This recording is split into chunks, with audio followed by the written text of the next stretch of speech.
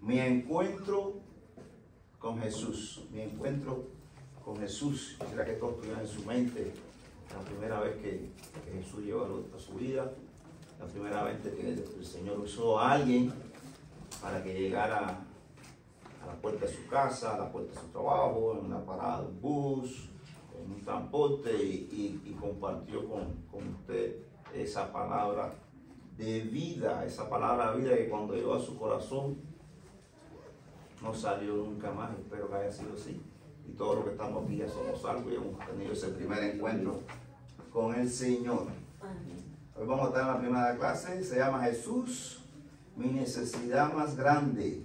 Jesús, mi necesidad más grande. Y creo que es una clase maravillosa, me encantó prepararla. Y vamos a comenzar. Hay un problemita, se me quedaron los espejuelos. Vamos a ver cómo me hago para leer, porque quería leer algo que viene aquí en el librito que los maestros tienen en la primera parte. Hermano Nel, ¿me puede ayudar? Busquen el librito usted en la página 15. Y para no leerlo todos, léame el último párrafo.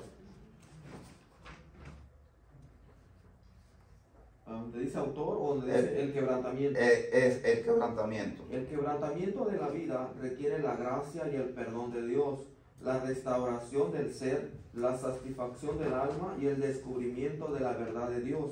Esa es precisamente la obra de Jesús en la vida de quien cree en Él.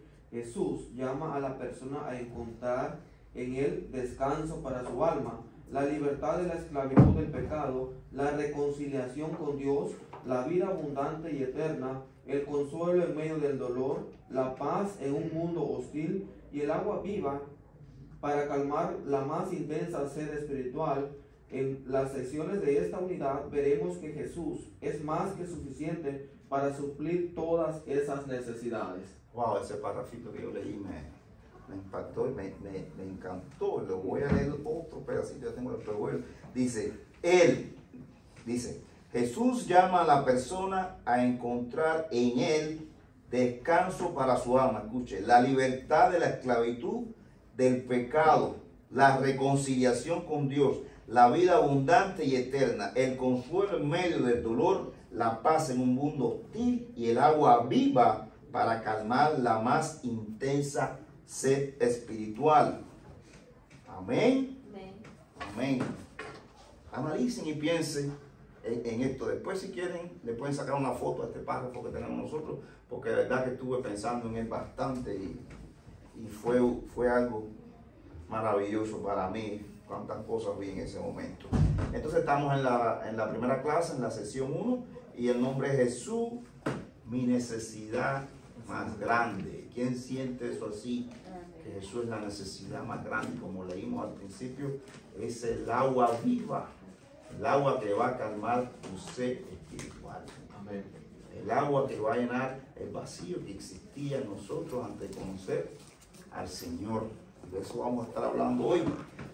¿Alguien me lee la idea central?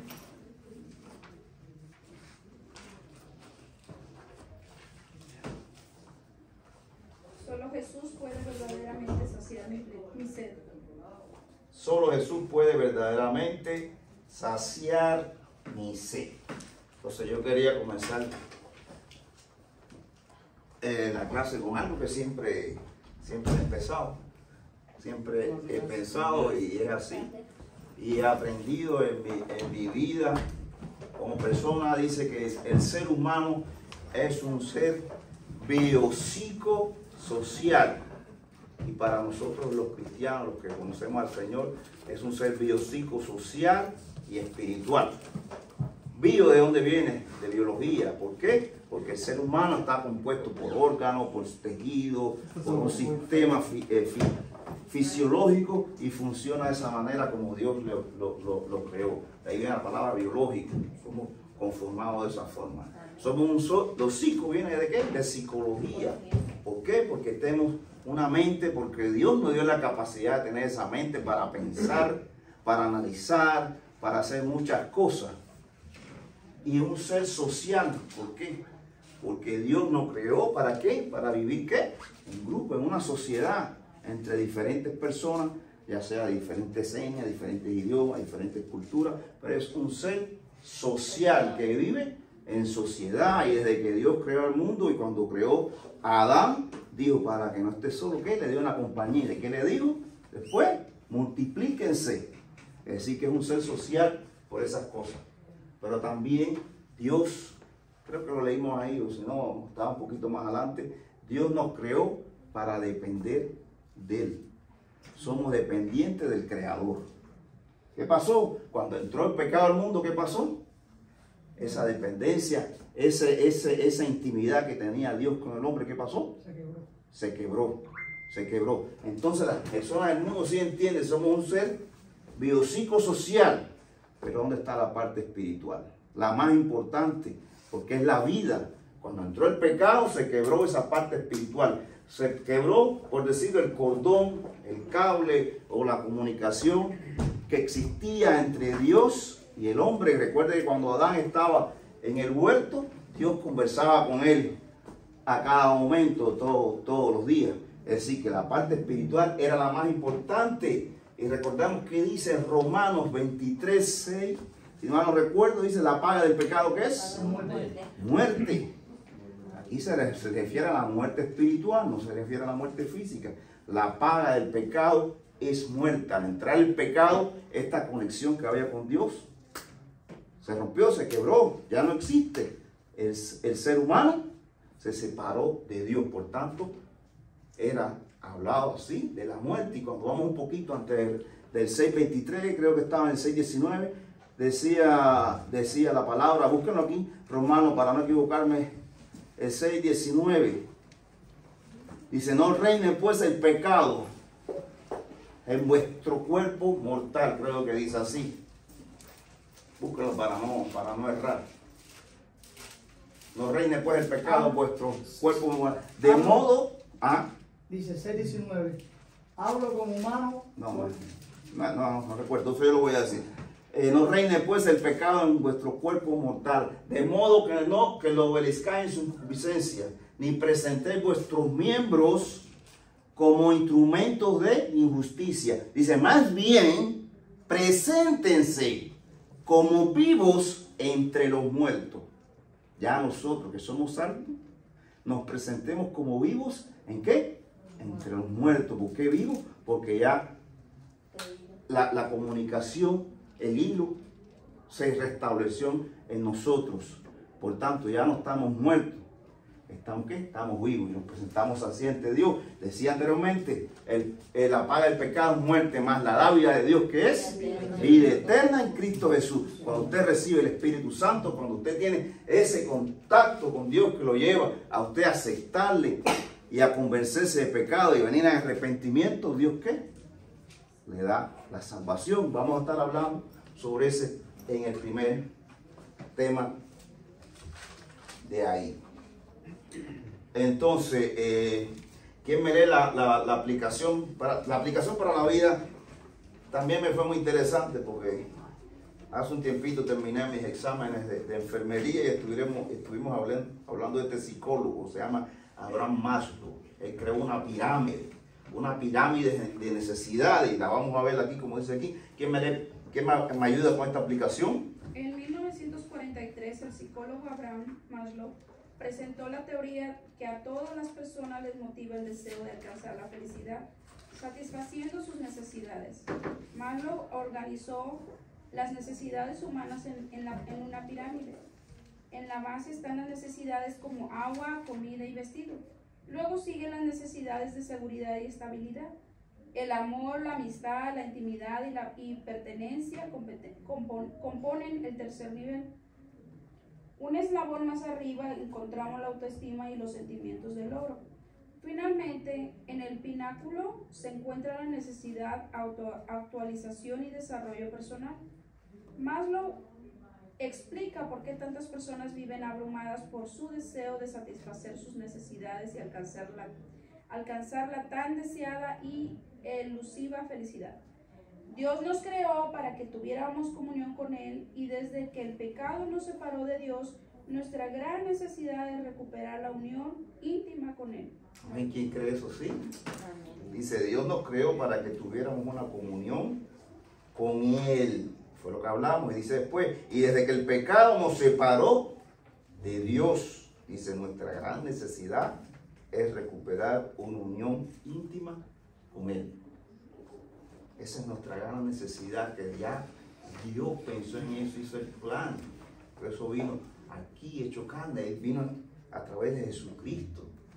Jesucristo fue una cruz. Jesucristo murió, derramó su sangre en la cruz para que todos nosotros pudiéramos venir nuevamente a Él. Entonces, en esta aplicación para la vida se hablaba de este psicólogo. O sea, aquí tenemos un psicólogo aquí en el grupo que es el hermano acá. No sé si él cuando estudió a este psicólogo que creó la pirámide. Una pirámide, necesidades, que iba de las necesidades primarias. Por ejemplo, todo el mundo sabe lo que es una pirámide. En la base estaban las necesidades biológicas, ¿sí? Ya se refería al agua, por ejemplo, es una necesidad tomar agua, porque sin agua no puedes vivir. Y una serie de necesidades que suplían lo que vimos al principio, biopsicosocial.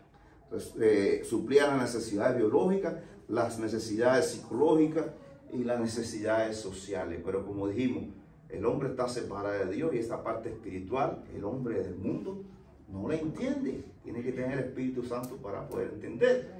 Entonces, a través de esta pirámide, el hombre tiene una serie de necesidades que sí, tal vez la pudiese suplir. Pudiese suplir si tuviera sed, va a tomar agua. Si necesitara de alguna cosa, tuviese alguna enfermedad, iba al doctor, le necesitaba un medicamento. Si tuviera necesidad de trabajo, conseguía su trabajo, su dinero, podía pagar su bill. ¿Sí? Existía una serie de necesidades que él podía suplir. Pero ¿qué pasa? Cuando tú no tienes la parte espiritual, tú puedes suplir y llenar tu vida con muchas cosas, pero siempre vas a tener un vacío. Vacío que yo tenía antes de venir al Señor y no entendía el vacío. Era como si tú tuvieras un recipiente y ese recipiente tuviese un hueco. Y usted agarrara agua, un ejemplo que le pongo, empezar a echar agua para tratar de llenar el recipiente. ¿Y el agua qué? Se sale. Usted nunca va a poder llenar el recipiente. Siempre va a tener la necesidad de seguir echando agua porque se te va el agua. Eso pasa con la persona que está apartada de los caminos del Señor y no tiene el Espíritu Santo, que suplirá muchas necesidades, pero ese vacío siempre va a estar ahí. ¿Qué pasa? El ser humano siente ese vacío y busca llenar ese vacío de muchas formas.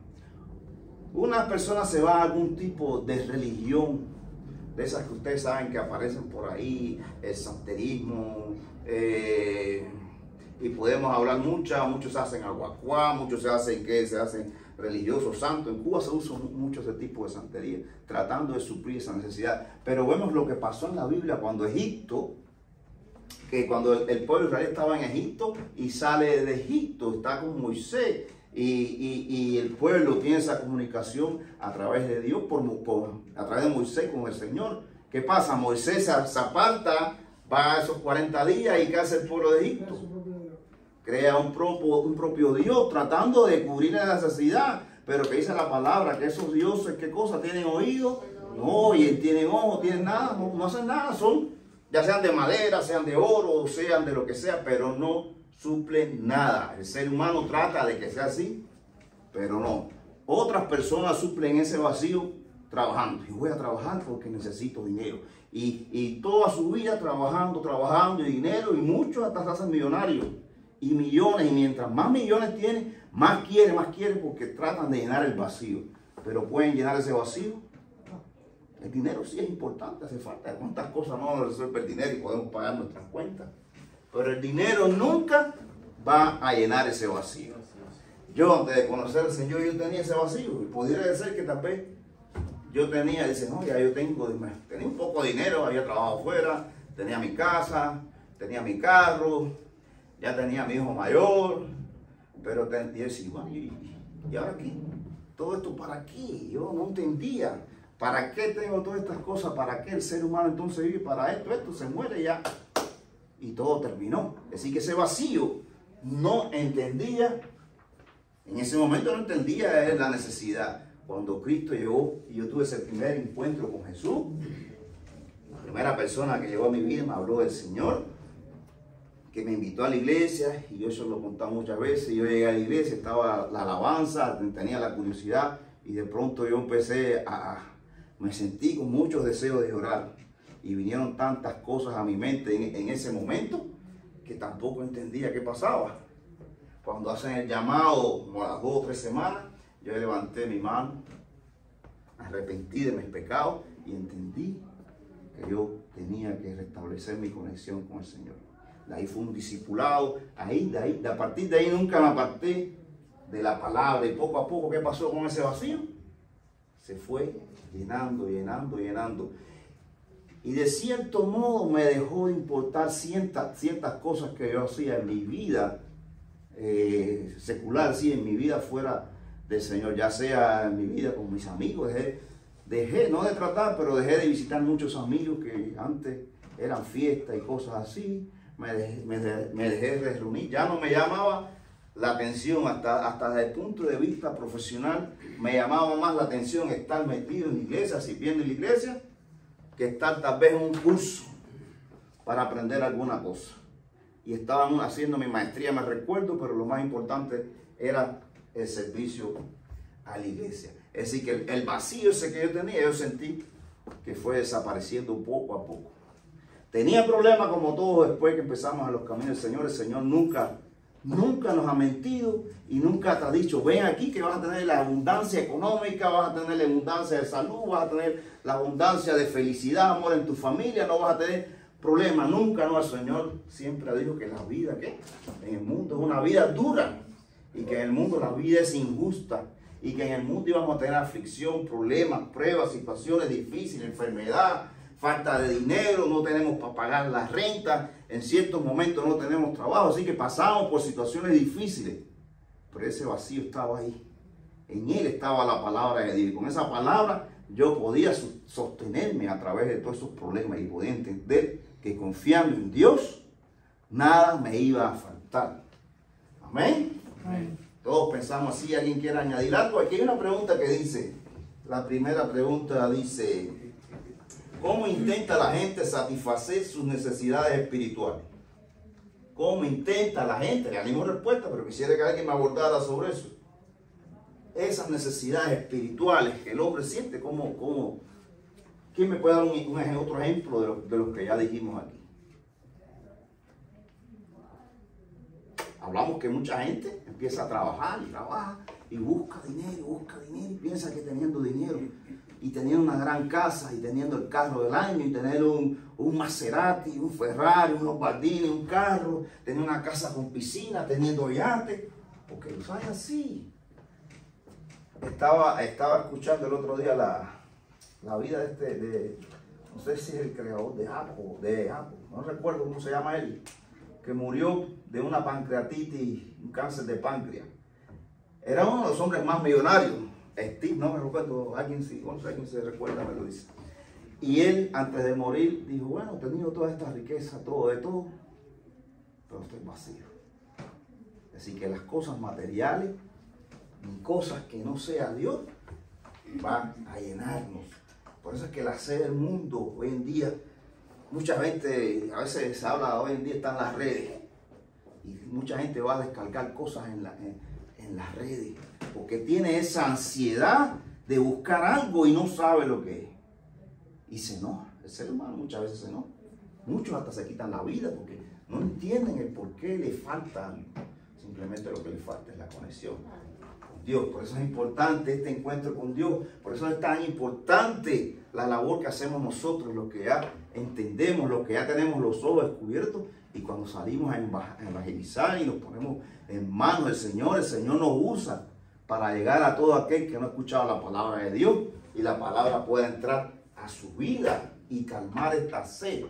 Usted sabe lo que es tener un hambre, una sed, y que usted no puede saciar y toma agua y no se te calma, ¿eh? No sé si alguno, yo a veces he estado trabajando en el campo, en la agricultura, por decirlo así, son las 12 del día y uno a 6 y no tenemos agua. Y usted de pronto sale y agarra un pozo y empieza a tomar agua, y la barriga se le pone así, no se le calma la sed. Es bien difícil, y así está el mundo. hacia este mundo.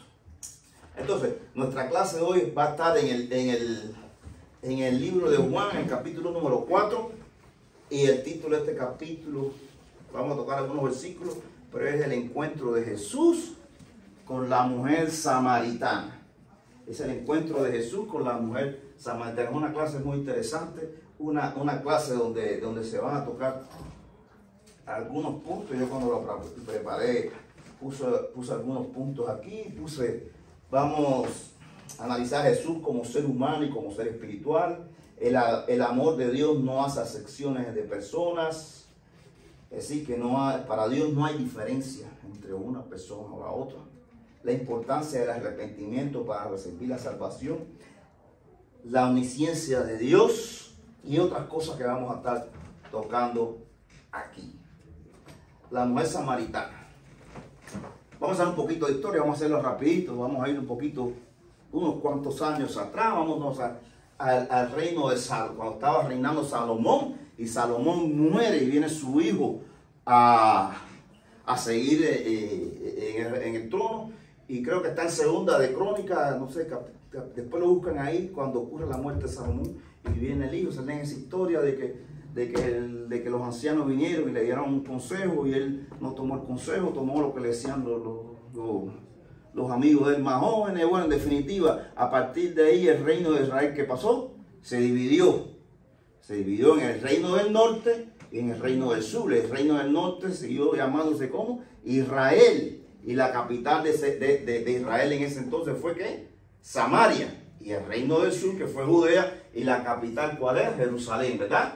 Existió esa división. Después vinieron los asirios, y en el año 720 a.C., ellos invadieron a parte del norte de Israel. Es decir, tomaron a Israel, ahí se llevaron cautivos, ahí introducieron otras personas a otros lados, así que hubo una mezcla de diferentes culturas, de diferentes etnias. Y vamos a ver que después en el reino del sur, sí, en Judea llegaron ¿qué? Llegó Nabucodonosor, que venían de Babilonia, invadieron, y todos saben lo que pasó. Se llevaron muchos cautivos, derrumbaron los muros de Jerusalén. Jerusalén fue devastada solo después de 70 años, como dice la profecía de Jeremías. Ellos fueron allá y restablecieron los muros y comenzaron a levantar Jerusalén. En ese tiempo, las personas que estaban en Samaria vinieron a brindarle algún tipo de ayuda a los judíos que estaban levantando Jerusalén. Ellos no aceptaron esa ayuda porque decían que estas personas ya se habían mezclado con otras culturas, qué sé yo, y no quisieron. Y de ahí empezaron a surgir esta serie de problemas con los samaritas. Y de ahí fue que apareció esta falta de unión, esta lucha, por decirlo de un modo, entre las personas de Samaria y los judíos. Desde ahí apareció.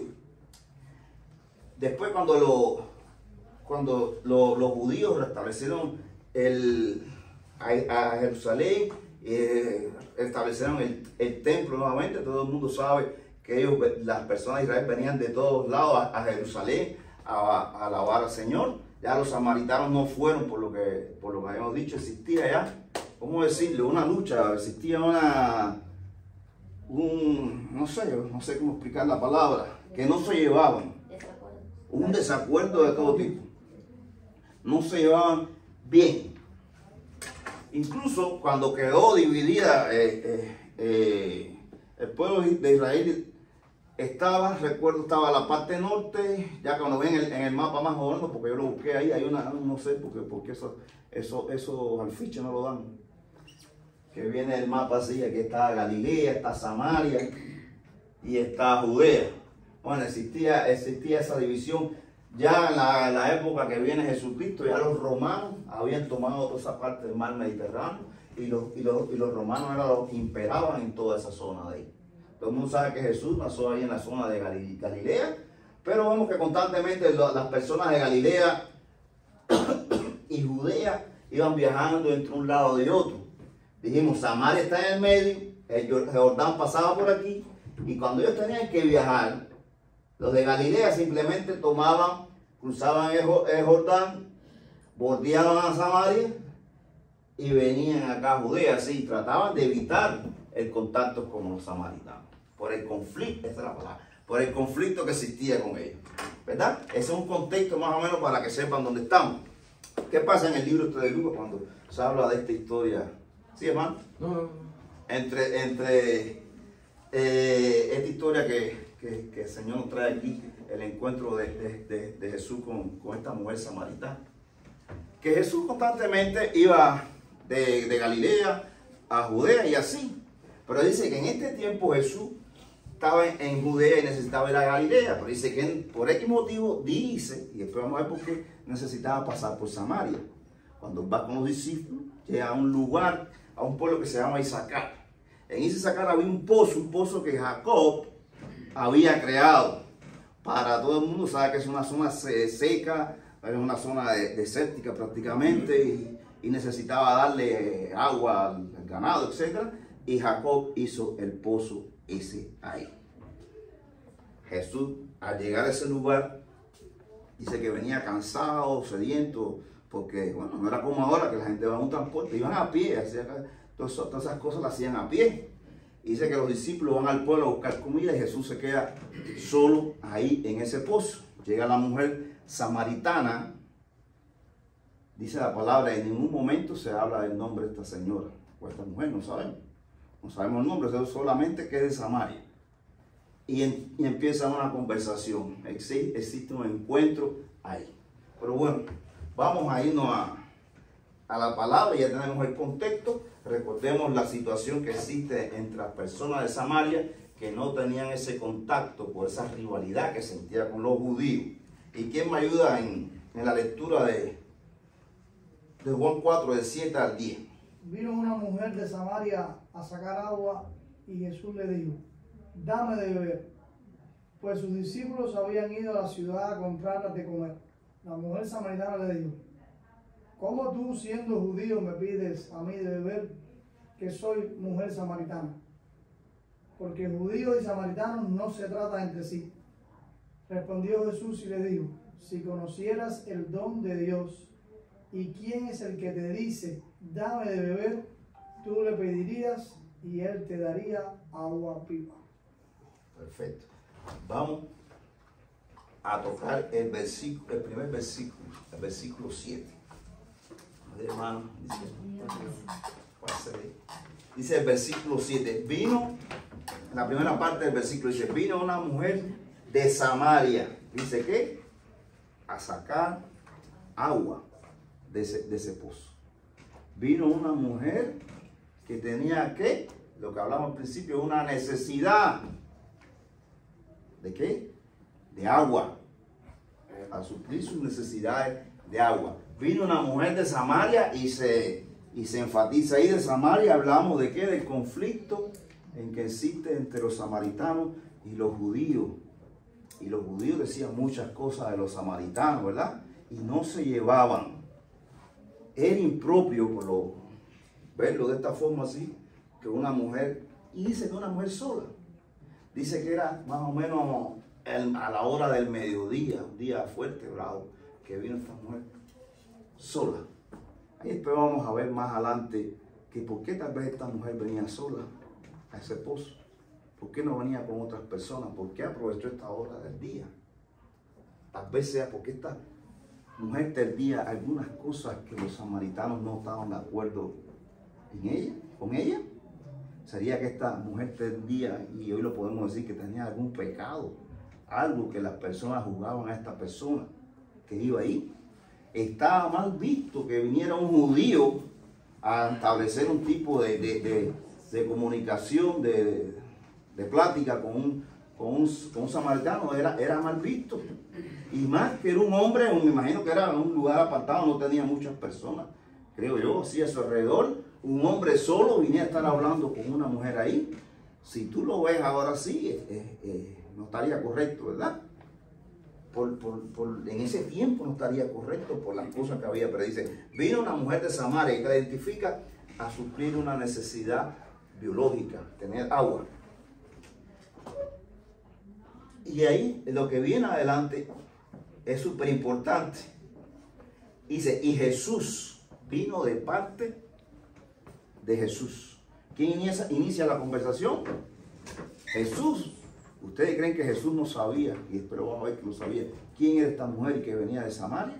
Él rompió, por decirlo así, un esquema tal vez social que existía en ese momento. A él no le importó que esta mujer fuera esta mujer que venía de Samaria. A él no le importó si las personas la jugaban o no. Y así vino Jesús cuando estuvimos en el primer encuentro con él. A nosotros, a nuestra vida. Cuando Jesús vino a nuestra vida, no le importó si nosotros éramos violadores. A él no le importó si éramos ¿qué? Alcohólicos. No le importó si habíamos hecho cosas tan malas que éramos hasta mal vistos por la sociedad. A él no le importó eso cuando vino a tu vida. Yo no sé cómo estabas tú cuando él vino a tu vida. A él no le importó. Es decir, ahí vimos uno de los puntos que yo señalé al principio. El Señor no hace acepción de personas.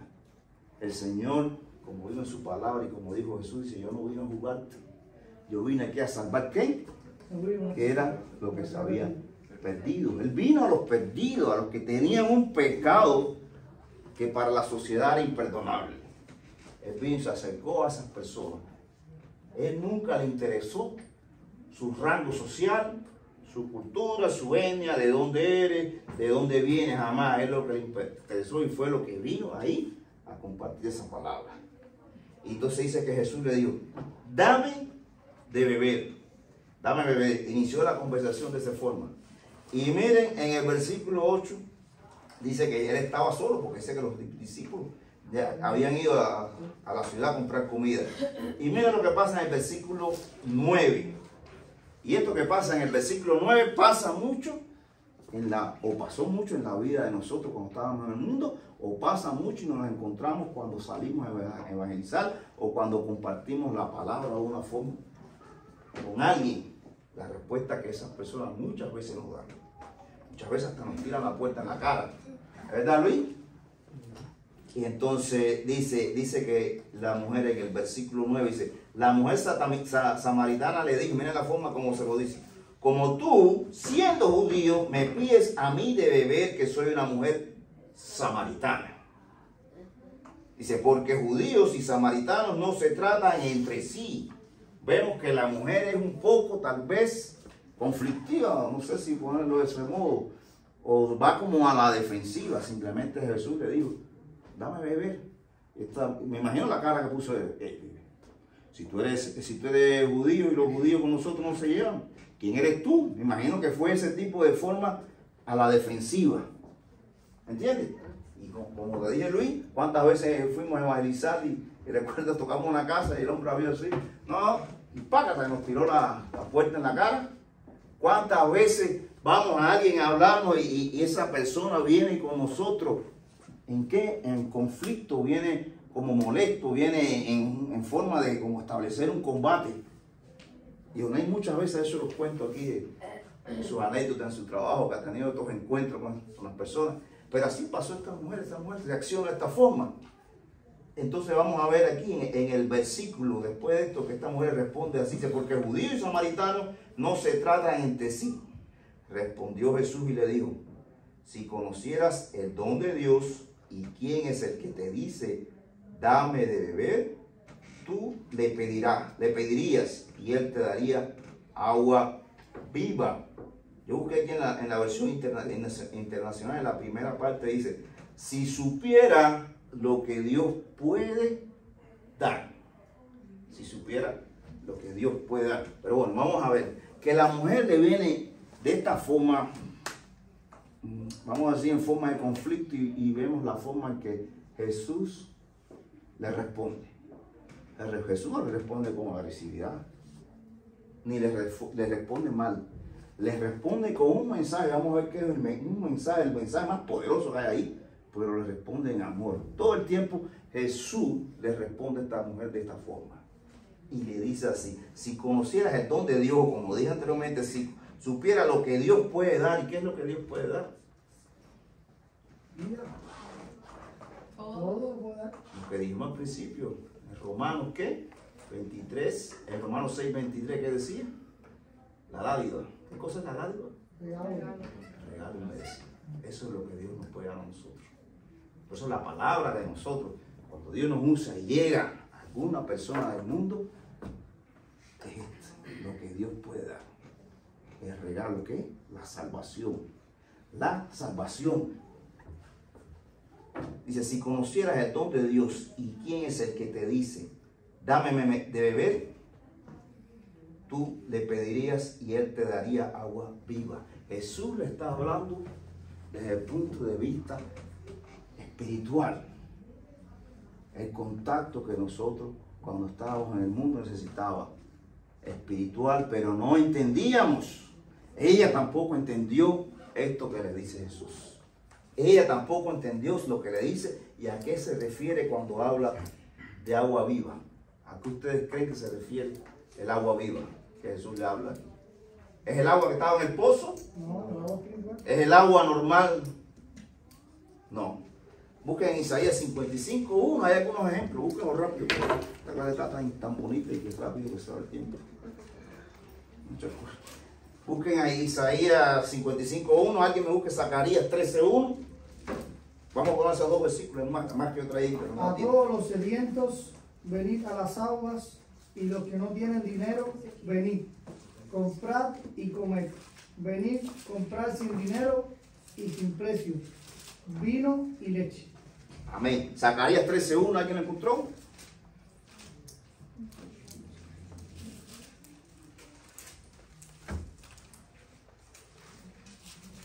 ¿3? 13:1. Aquí son ejemplos que tienen que ver. Hay muchos versículos más, estamos hablando de ellos también. En aquel tiempo habrá una manantial abierto para la casa de David y para los habitantes de Jerusalén, para la purificación del pecado y de la inmundicia. Amén. ¿A qué se refiere aquí entonces? ¿A qué se refiere? Al agua viva. Al agua que brota. ¿A qué se refiere? ¿A qué es este manantial de agua? A la vida que viene de Dios, a Jesucristo mismo. Él se está refiriendo ahí cuando le dice, si conocieras lo que Dios da, si conocieras la salvación que Dios te va a dar, y quién es el que te dice, dame beber, ¿quién es el que te dice eso? Jesús, el mismo Dios. Si tú entendieras que aquí está Dios delante de ti, te está ofreciendo la salvación, ¿tú qué le dirías? Dice, tú le pedirías y Él te daría agua viva. Se está refiriendo a la salvación, a la vida eterna, a la reconciliación, a volverte a conectar con lo que vimos al principio, con la parte espiritual, a volverte a conectar con el Señor. Él se está refiriendo aquí, pero la mujer no lo entendió. La samaritana no lo entendió. Tal vez si él hubiera hablado estas palabras de agua viva a un judío, tal vez lo hubiese entendido, porque leímos ahí en esos versículos y otros versículos más que los judíos conocían esto. Pero él le habló a una persona que no conocía de esto, por tanto no lo entendió. Y como no entendió, vamos a una cosa que sucede aquí. Ella se queda, ella le vino y le habló de esa forma. Sin embargo, Jesús le responde de esta manera. Y como que la mujer se quedó un poco así. Y vamos a ver en esos versículos que vienen ahora, como ya la mujer lo trata de qué, de Señor. Y busquen ahí, y si alguien me ayuda con los versículos del 11 al 18.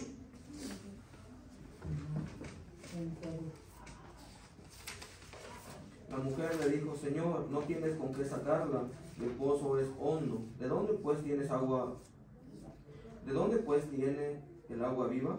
¿Acaso eres tú mayor que nuestro padre Jacob, que nos dio este pozo, del cual bebieron él, sus hijos, sus ganados?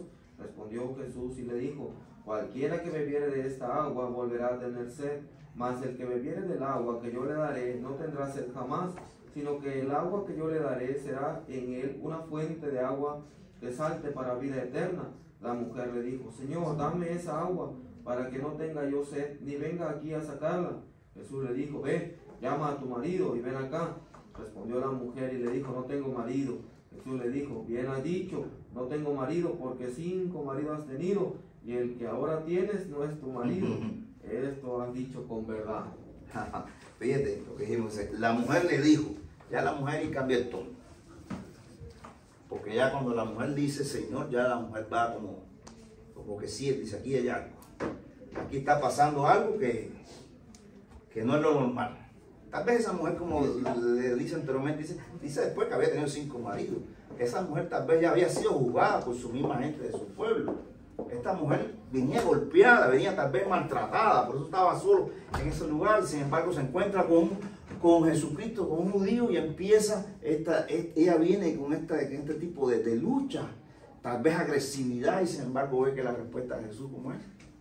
Humilde, en amor, pacífica. Dice la palabra, dice que nosotros somos ¿qué? Pacificadores. Y cuando salimos a dar la palabra, la tenemos que dar como mismo la dio Jesucristo. Ese es uno de los mensajes y una de las cosas que tenemos que llevar. Tú sales a dar la palabra, dice la palabra que esta puerta toca y tú le abres. Y si él entra, se dará contigo. Pero si no abre y pasa como nos pasó a Luis y a mí, que nos tiran las puertas en la cara, él simplemente se va y tú te quedas ahí. Pero en nosotros tiene que existir el amor y la oración por esa persona que se quedó tras la puerta. Porque ese regalo que viene a través de Dios es algo maravilloso. Dice, Señor, la mujer todavía no entendía. Dice, Señor, no tienes con qué sacarla y el pozo es hondo. ¿De dónde pues tienes el agua viva? ¿Acaso eres tú mayor que nuestro padre Jacob? Ella sí entendía esta historia de Jacob, era el pozo que estaba ahí. Y como que quiso traerle algo como contradecir o le puso el ejemplo de Jacob y dice, ¿estás tú por encima de Jacob? Le quiso decir, de ese modo, ¿acaso eres tú mayor que nuestro padre Jacob, que nos dio este pozo del cual bebieron él, sus hijos y sus ganados? Y vamos a ver lo que le dice Jesús. Respondió Jesús y le dijo, cualquiera que bebe de esta agua volverá a tener sed. Si ya se refería al agua del pozo. Mas el que bebiere del agua que yo le daré no tendrá sed jamás.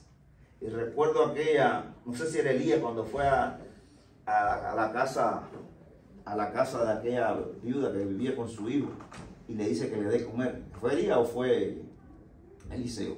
Creo que fue Elías, ¿verdad? Elías. Fue Elías, ¿verdad? Y la mujer dice, no, solamente tengo un poco de harina y un poco de aceite, pero está bien, digo, pasa. Y él dijo, dame primero a mí. Y dice así que si te doy a ti, mi hijo y yo nos íbamos a quedar, nos íbamos a morir. Pero sin embargo ella le dio a Elías de comer. ¿Y qué pasó? Que después nunca más en esa casa faltó ¿qué? El aceite, decía. Y la harina, nunca más faltó eso. Ese es el agua que se habla aquí de la vida eterna. Él se refirió ahí. Ya la mujer al sentir esto dijo, la mujer le dijo, Señor, dame de esa agua para que no tenga yo sed, ni venga aquí a sacarla.